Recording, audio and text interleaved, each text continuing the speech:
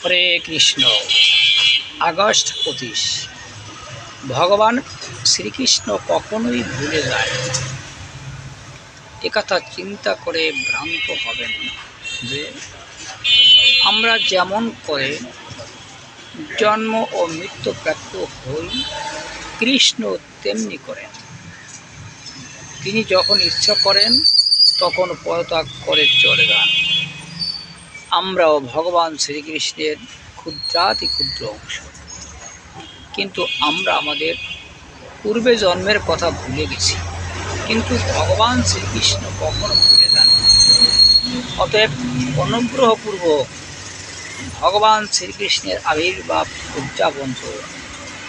তিনি আমাদের সকলকে কৃপা প্রদানের জন্য আগমন করেছেন। শ্রীকৃষ্ণের জন্ম অষ্টমী তিথি আগস্ট 25, 2016, ইস্কন, চেন্নাই, ভারত। হরে কৃষ্ণ কৃষ্ণ কৃষ্ণ হরে হরে, হরে রাম রাম রাম হরে হরে।